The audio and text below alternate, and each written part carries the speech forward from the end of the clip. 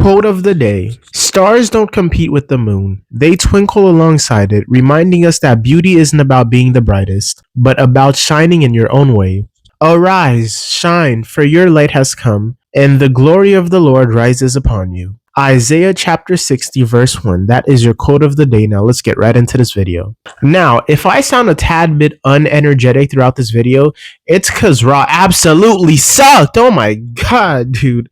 This was so boring. This episode of Raw felt like it was 10 hours long, dude. I don't know how. I was watching this, I'm like, how is this still not over yet? I kept checking timestamps. I'm like, Jesus Christ. This singular 3-hour episode felt like it was a whole 10 hours long. And I don't even know how they accomplished this. It was straight nonsense from start to finish, with a hint of entertaining stuff here and there. But the only entertaining thing was like literally the AJ Lee part. And that was dead middle of the show. Everything before that and after that was just nonsense and skippable and boring and didn't matter. Oh my god, this felt like it was 10 hours long. I've never felt so bored or felt an episode of Raw seem so long. Like, I don't even know how to explain it. I was watching this, I'm telling you, from start to finish, and I'm like, how's this still going on? How long have I been here for? It felt like an eternity waiting for this episode to end. Oh my god, it was so bad. This was so boring. I yawned so much throughout this episode that like my jaw hurts, dude. That's how boring it was. I was just yawning, tired, and I'm like, oh my god, can we get this over with? This was so bad. And the best way I can explain this episode, I'm gonna put it in anime terms. You know, this episode, it was a straight filler episode with a hint of canon events sprinkled throughout. You know, it's like you had some things sprinkled here from specific stories and stuff, but nothing got advanced. It was a filler episode with a hint of canon events, and that was it. That's the best way I can explain it. It was boring nonsense, dude, from start to finish. This episode I disliked way more about it than things I liked. It was crazy. And I refuse to waste your time more than WWE already has. So we're just gonna jump right into this, and we're not even gonna dilly dally. You know, we're just gonna get straight to the point and talk about this, because man. But anyhow, to kick off this episode of Raw, we started off with an in-ring promo from 4 letters, 1 word, Yeet Man Jey Uso and Mr. No Yeet Jim Uso. So we got an in-ring promo from them and also the Bron Brons. And when I tell you, these boys weren't talking about nothing, dude, they weren't talking about anything. Oh my god, they were just yapping and yapping and yapping and talking about nothing. This promo was so pointless. Nobody said anything of substance, anything of importance, anything anything worthy of being listened to. This was just straight nonsense. These boys weren't talking about nothing. Oh my god. Bronson Reed basically just told Jimmy Uso and Jey Uso that he wanted them to acknowledge him, you know? He wanted them to acknowledge their tribal thief, and that was that. And Jim Uso and Jey Uso refused to acknowledge them, and Jey Uso, I believe, told Bronson Reed, you know, get in the ring right now. We could settle this right now. We could sort this all out right now. I don't have time for this nonsense, and we could settle this right now. Get in this ring, and we're going to kick both of your butts, you know? And that's what they said. And the huge brawl broke out between Jim Uso, Jey Uso, the Bron Brons, and also LA Knight. And that was your opening segment. They talked about nothing, and they had a brawl segment over nothing on top of it. And I'm like, dude, I don't know. It's like we're like 10 months in at this point, and I don't know how this feud, this rivalry is still going on. What story is left to be told? Oh my god, just end it. Just kill the story. Write the conclusion, write the final chapter. This needs to be wrapped up ASAP, dude. There's nothing left to tell. I don't know why they brought Jim Uso into this. They dragged him into this like it's going to make it any more interesting. This has gone on far too long enough. I'm tired of seeing this on my TV every week, week in, week out, the same nonsense, the same promos, the same main event match. Oh my god, Jesus Christ. This needs to be stopped, WWE. It's over. It's done. It's done. It's done. Jesus. Anyhow, after this, we got a promo from AJ Styles, and this bothered me to my core because AJ Styles got on the mic and he was cutting a promo, and WWE didn't even have the decency to give him airtime to cut this promo live on TV. He literally cut this promo throughout the commercial break, and I was like, come on, show this legend, show this man some respect. Jesus Christ. They're out here treating this man like a jobber, like a nameless jobber. Show this man some respect. But anyhow, AJ Styles ended up cutting a promo throughout the commercial break, and it was basically AJ Styles talking about that someone doesn't want him around here. You know, somebody doesn't want him on Raw. I don't know who he's talking about, Triple H, and he's saying that somebody doesn't want him on Raw, you know, creative team, and he's talking about that somebody doesn't want him on Raw, writers, but we don't know who, but he's just saying somebody doesn't want him on Raw. So, like, AJ Styles gets on the mic, and he says somebody doesn't want him around here, somebody doesn't think he belongs around here, someone doesn't want him on Raw. And then AJ Styles goes on to say that this is one of the few times in his entire career where he's alone. He genuinely doesn't have anyone to watch his back. He's alone and he's getting outnumbered. He doesn't have anyone and he feels lost. And, he doesn't have anyone in his corner, anyone watching his back. And he has to deal with this by himself. He has to deal with all this by himself. And, he's going to step up and he's going to do that. Real man things. And that was basically that. And then we got on to the AJ Styles versus El Grande Americano match. And this was, I believe, maybe the third time encountering, maybe their second time. Well, specifically AJ Styles and the Kaiser El Grande Americano. I think this might be their second or third time fighting.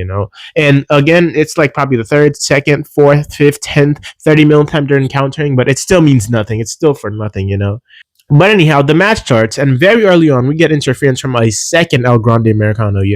And I was like, come on, there's too many interferences. Let's just get a solid match. Throughout this whole entire show, we got interference in damn near every match, man. Interference. Oh, Jesus. But anyhow, we got interference very early on from a second El Grande Americano. And then after that, we got interference from Dragon Lee coming out to the aid of AJ Styles. But at the end of the match, AJ Styles ended up hitting a reversal and turning it into the Styles Clash, and he hit the Style Clash on El Grande Americano. And this match overall itself was very mid. It was bad, honestly. And the thing I'm noticing is that this new El Grande Americano, the Kaiser version, he's no Chad Gable, man. He doesn't have Chad Gable's, charisma, his moves.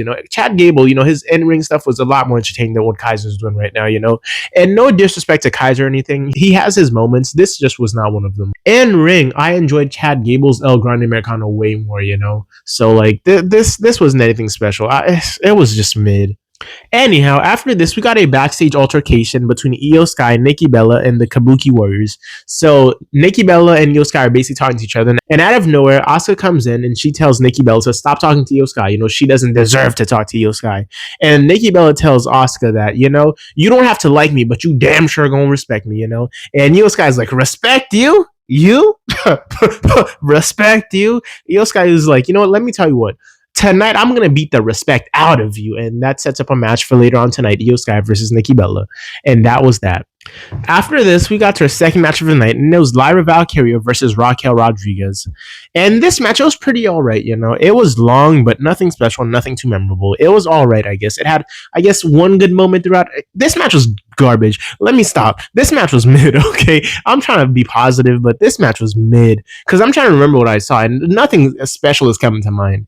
I don't know, man. This match, I think it was all right. It was like mid to all right, mid all right, mid to all right, like passable, watchable. I guess this wasn't even watchable, was it? This match was just mid. Okay, this match was mid. Nothing special, nothing too memorable. Like I said, throughout this match, though, we got interference from Roxanne Perez, as always, But anyhow, we got interference from Roxanne Perez, and this ended up costing Lyra Valkyria the match. Near the end of the match, we got the interference, and Raquel Rodriguez was able to use the interference, the distraction, to hit a Tahana bomb on Lyra Valkyria for the win, 1-2-3. And, Raquel Rodriguez pins the former Intercontinental Women's Champion, Lyra Valkyria. And that was that. And next week, we're getting part 2 of this match. It's going to be Lyra Valkyria versus Roxanne Perez. And I'm like, Jesus Christ. And then what? After that, are we going to get a run back of Lyra versus Raquel? Come on, dude. People don't want to see this nonsense. It's for no reason, no stakes, no nothing. People don't want to see this garbage.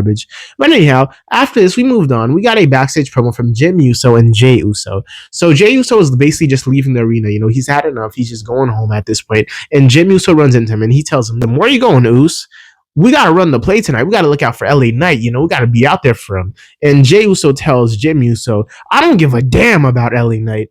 Helping him won't do us any good. Helping him damn sure won't get my championship back. We're here to make everybody acknowledge us. Either they acknowledge us or we're going to smash them."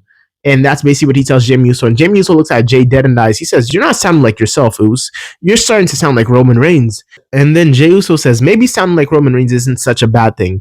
Maybe sounding like myself ain't been working lately. Maybe I need something new, something different." And he just walks out, So he's starting to talk like Roman Reigns now, act like Roman Reigns, but he's no Roman Reigns. But that was basically the little jab they threw in there. But anyhow, after this, we moved on to a Becky Lynch and AJ Lee in-ring promo. And this segment was so long. Oh my God. I don't even, dude, this dragged for so long. And I don't even know how. Like AJ Lee's part, She did her best, but the whole show sucked, and it brought her whole promo down with it. Like, she did her best. She was entertaining. She was, animated. She was, she was talking, and it was funny. She had some good moments in there, but just the whole show brought it down overall. And then when Becky Lynch came out, put everybody to sleep. Everybody to sleep. Oh my god, dude! Becky Lynch needs to do something different. But anyhow, AJ Lee makes her way down to the ring and she basically says, "For those of you who don't know me, my name is AJ Lee and I am your favorite wrestler's favorite wrestler. I retired 10 years ago. I felt like I accomplished all my wrestling dreams. I thought that was the end of my story. I thought that was the end for me. I felt like I accomplished everything, so I retired. I took a break. I accomplished some other goals I had. I found myself. I even went to therapy. And she tells the fans, she sends out a little positive message in there. She says, if you're going through a fight right now, just know you're worth it and that fight is worth it. Don't give up. And then AJ Lee proceeds to go on and say, I went to therapy and I was doing good until I turned on Monday Night Raw and I saw Becky Lynch hitting and motorboating my husband, and I found that pretty funny. And then Becky Lynch ended up coming out and she tells AJ Lee, this has nothing to do with you. It's all about your stinky husband. And she tells AJ Lee, you're wearing my Intercontinental Championship and I want it back. And after Becky Lynch says this, she activated her Hall of Fame Yapper badge and she went on to talk about nothing. She talked about nothing and said nothing. I'm like, just shut up at this point. This is too long. Just give it a rest. You're repeating the same thing. Sports Illustrated said I'm the best in-ring women's performer. Blah, blah, blah. Shut up. We've heard this like countless times at this point. Jesus Christ. Stop wasting our time, Becky. Come up with some different stuff. Go back to the writing room. Go back to the drawing board. Come up with a new one-liner. Come up with something interesting, something different. We've heard this countless times. Jesus, I'm tired of it. Anyways, AJ Lee then looks Becky Lynch dead in the eyes and she says, you know what? You want this championship back? She lays it down in the middle of the ring. She says, you know what? Come get it then if you want it back. Come get it. It's right here. And she says, I'm going to warn you, though. If you come in this ring to come get it, I'm going to bruise that other eye. I'm going to black that other eye for you. I know what I did to you last week, and I'm going to black that other eye, too. So come get it if you want to. And then after this, we got a entrance from Seth Rollins, and Becky Lynch is basically saying, I'm going to show you what a real champion looks like, what a real man looks like. And Seth Rollins comes out, And Seth Rollins goes on to copy Becky Lynch and talk about absolutely nothing. She was yapping, too. And I'm like, Jesus Christ. Did y'all not have a talk backstage about what this promo was supposed to be about?